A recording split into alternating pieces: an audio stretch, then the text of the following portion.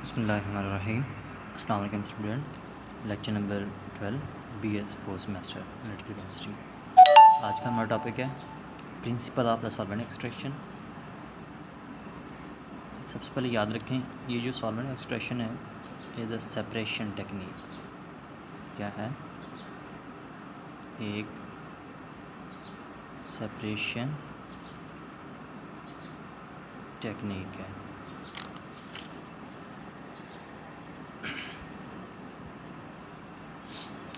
Definition में हम आते हैं,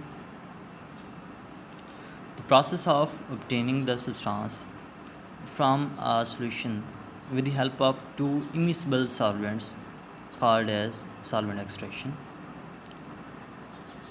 immiscible solvent क्या होते हैं आपको पता होना चाहिए। वो सॉल्वेंट जो एक दूसरे के अंदर सॉल्युबल नहीं होते, हल नहीं होते, आसानी से सॉल्युबल नहीं होते, उन्हें हम immiscible सॉल्वेंट, और कभी भी हल नहीं होते, immiscible सॉल्वेंट कहलाते हैं। मिसाल के तौर पे वाटर के अंदर आप बीकर लेते हैं ना, उसमें वाटर लें,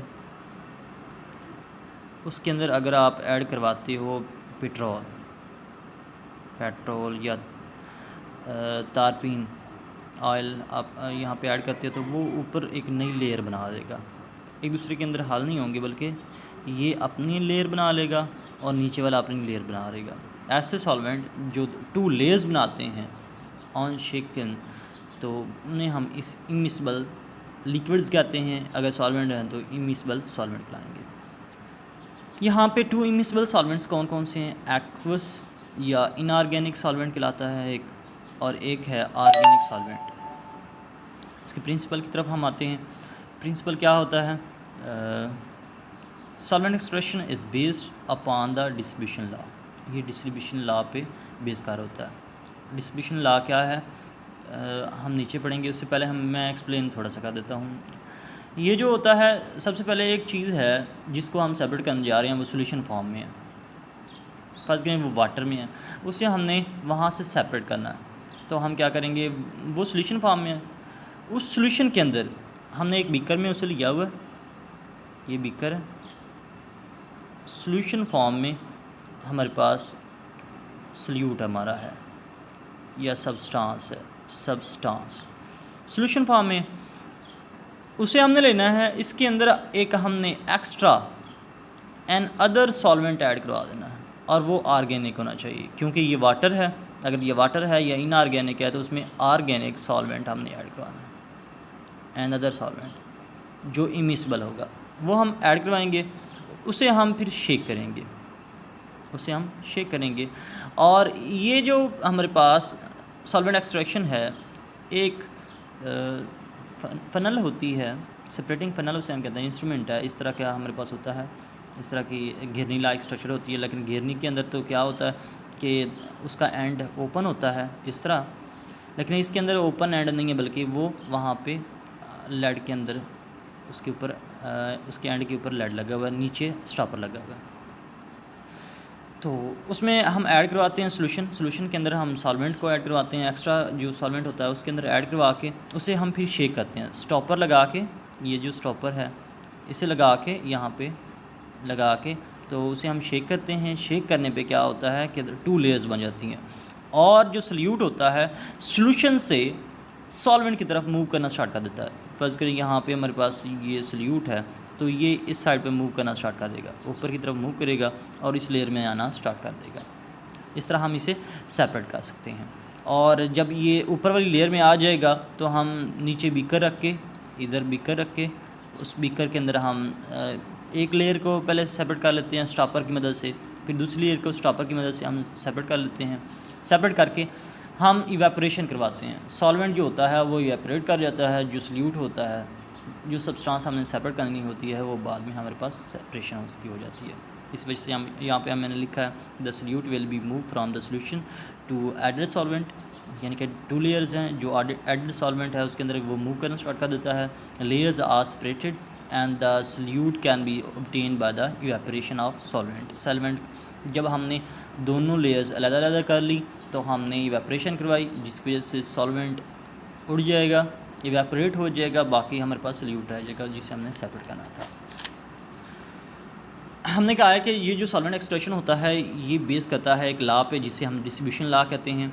तो अभी हम इसकी डेफिनेशन की तरफ आते हैं। At constant temperature the solute distributes itself between the two immiscible liquids or the solvent in a constant ratio of concentration independent of the amount of the solute added. हमारे पास ये सॉल्यूशन है,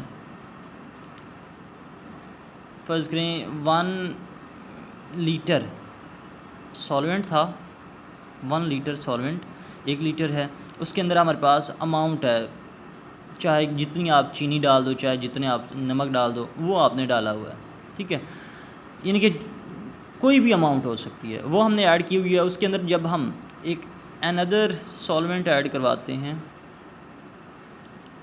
तो वो जो हमारे पास, इस तरह मैं दूसरी लेयर बना देता हूँ,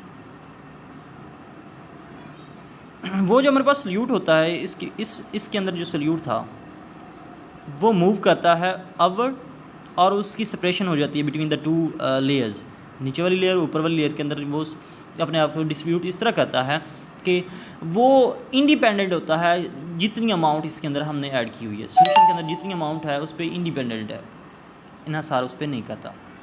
आगे चलते हैं। ये एक्सपेरिमेंटल एविडेंस होता है, जो सेपरेशन होती है by the solvent extraction experimentally होती है, एक्सपेरिमेंट करके हमें पता चलता है, थियोरेटिकल हम इसे एक्सप्लेन नहीं कर सकते। इसी तरह ये जो है डिस्ट्रीब्यूशन लॉ ये applicable for the solvent extraction as well as the partition chromatography, यानी कि पार्टीशन क्रोमेटोग्राफी और सॉल्वेंट एक्सट्रैक्शन दोनों में डिस्ट्रीब्यूशन लॉ अप्लाई किया जा सकता है। Solvent extraction can be use to separation purification of substances from the mixtures, यानी कि ये सेपरेटिंग टेक्निक थी, प्योरीफिकेशन टेक्निक है, इस वजह से हम कह सकते हैं we can separate the number of substances from the mixture by using solvent extraction. आगे हम चलते हैं। डिस्ट्रीब्यूशन कोफिशिएंट, ये जो डिस्ट्रीब्यूशन लॉ है इसके अंदर फिर आगे इसे एक्सप्लेन करने के लिए हमारे पास एक कोफिशिएंट आता है जिसे हम डिस्ट्रीब्यूशन कोफिशिएंट कहते हैं। वो क्या होता है? Distribution coefficient is the number of solutes, number of molecules of solute or the substances that can be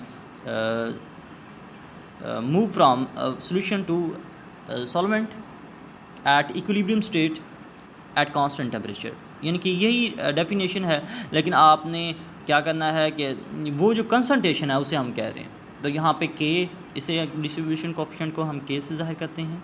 तो यहाँ पे मैं यहाँ पे मैंने लिखा है concentration of substance in organic solvent, जो हमने एक्स्ट्रा ऐड किया था, जो दोबारा बाद में हमने ऐड किया है। इसी तरह concentration of substance in aqueous solvent, वहाँ पे जो ऐड किया है। जब इक्विलिब्रियम इस्टेब्लिश हुआ है तो वहाँ पे कंसंट्रेशन दोनों सॉल्वेंट के अंदर जो सॉल्यूट की है वो डिफ़ाइन हो जाती है, तो उनकी जो उसका जो रेशो होता है उसे हम डिस्ट्रीब्यूशन कोफिशिएंट कहते हैं। एग्जांपल के तौर पे हमारे पास जो सॉल्वेंट एक्सट्रैक्शन की एग्जांपल है या डिस्ट्रीब्यूशन कोफिशिएंट या डिस्ट्रीब्यूशन लॉ की जो एग्जांपल है, वहाँ पे है कार्बन टेट्राक्लोराइड और वाटर के अंदर जो हमारे पास डिस्ट्रीब्यूशन ऑफ आयोडीन है, distribution of iodine in between the carbon tetrachloride and the water containing the potassium iodide. याद रखें यहाँ पे मैंने बताया है कि नीचे वाला जो हिस्सा है उसके अंदर कार्बन टेट्राक्लोराइड है और ऊपर वाला जो हिस्सा है ये वाटर की लेयर है। ओके हो गया? तो याद रखें ये जो हमारे पास आयोडीन होती है कार्बन टेट्राक्लोराइड के अंदर, तो इस फॉर्म में ये ऐड होती है।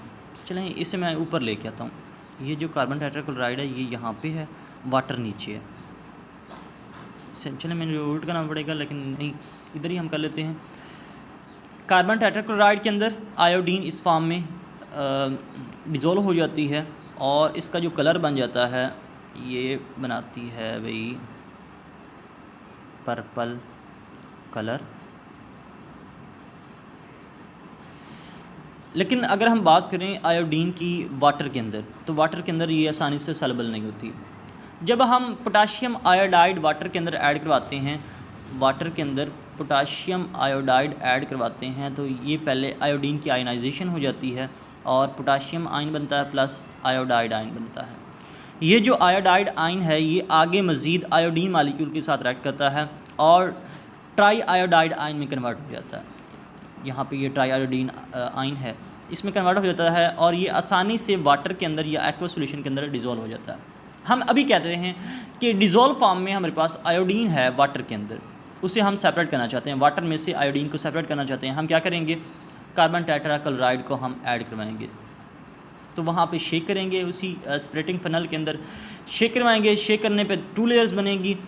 जो आयोडीन ट्राई आयोडाइड आयन की फॉर्म में वाटर के अंदर है वो वहाँ से, इसका जो कलर होता है वाटर के अंदर, जो कलर है इसका ये ब्राउन कलर है, वहाँ से ब्राउन कलर फेड होना स्टार्ट हो जाएगा और आयोडीन मालिक्यूल की फेज़ में, इस फेज़ में वो कार्बन टेट्राक्लोराइड के अंदर आ जाएगा और उसका पर्पल कलर इंक्रीज़ होना स्टार्ट हो जाएगा, जिसकी वजह से हम कह सकते हैं कि वहाँ पे ये सेपरेट हो चुका है। फिर हम दोनों लेयर को सेपरेट कर लेंगे और उसे हम इवेपोरेट करवा देंगे। इवेपोरेट करवाने पे क्या हो जाएगा कि वो हमारे पास सेपरेट हो जाएंगे, सॉल्वेंट उड़ जाएगा और सेपरेट हो जाएंगे। अगर यहाँ पे देखें मैंने लिखा है on addition of another solvent carbon tetrachloride the brown colour layer starts fade, वो फेड होना स्टार्ट हो जाती है and the purple colour layer start appear होना स्टार्ट हो जाती है इन कार्बन टेट्राक्लोराइड सॉल्वेंट।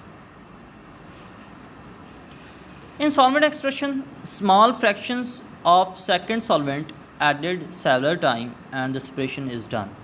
यानी कि आपने इस तरह नहीं करना कि जो सॉल्वेंट आपने सेकंड सॉल्वेंट जो ऐड किया है वो बल्क अमाउंट में हो और उसे आप ऐड करवाएं कि एक ही मरतबा आप पूरी की पूरी सेपरेशन नहीं कर सकते, वहाँ पे इम्प्योरिटी भी आ सकती हैं।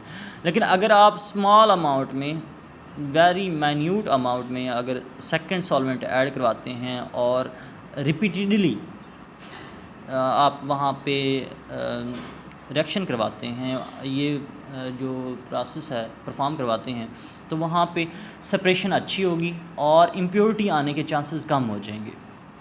तो अगर हम लिखें जिस तरह मैंने कहा है कि वाटर के अंदर तो ये आयोडाइड ट्राई आयोडाइड आयन के अंदर जो आयोडीन है वो डिज़ोल्व होता है और कार्बन टेट्राक्लोराइड की फॉर्म में के अंदर आयोडीन फॉर्म में डिज़ोल्व होता है। तो यहाँ पे कोफिशिएंट क्या हो जाएगा, हमने कहा था concentration of solute in the organic solvent, तो ये ऑर्गेनिक सॉल्वेंट है, over the concentration of inorganic solvent या एक्वा सॉल्वेंट, तो ये एक्वा सॉल्वेंट है।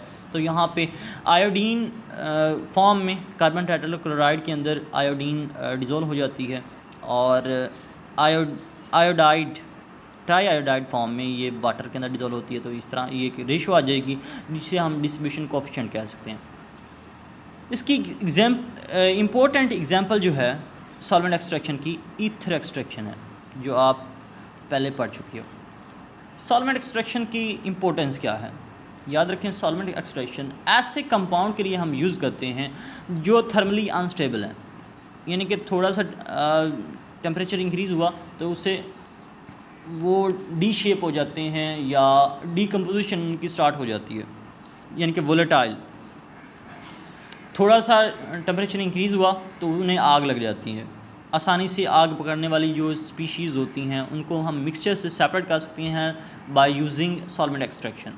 तो यहाँ पे इसी तरह कुछ ऐसे प्रोडक्ट हैं जो आसानी से नहीं बनते, यानी कि वो डिकम्पोज फॉर्म में रहते हैं या डिज़ोल्व फॉर्म में रहते हैं, उनको हम बनाना चाहते हैं, उनको हम प्योरीफाई करना चाहते हैं, सेपरेशन उनकी करना चाहते हैं, तो हम सॉल्वेंट एक्सट्रैक्शन को यूज़ करते हुए उसे हम सेपरेट कर सकते हैं। ये थी हमारे पास सॉल्वेंट एक्सट्रैक्शन और इसकी जो एग्जांपल है ईथर एक्सट्रैक्शन, ये आपने खुद कर लेनी है, बहुत ही आसान है। इसके अंदर आपने क्या करना है कि जो ऑर्गेनिक सॉल्वेंट सेकंड सॉल्वेंट होगा, ईथर होगा, वाटर के अंदर जो हमारे पास सिंथेटिक प्रोडक्ट होते हैं, ऑर्गेनिक सिंथेटिक प्रोडक्ट वो वाटर के अंदर होंगे। वाटर जो है ये पोलर कंपाउंड है और ऑर्गेनिक सिंथेटिक जो हमारे पास प्रोडक्ट होंगे वो इनऑर्गेनिक हैं।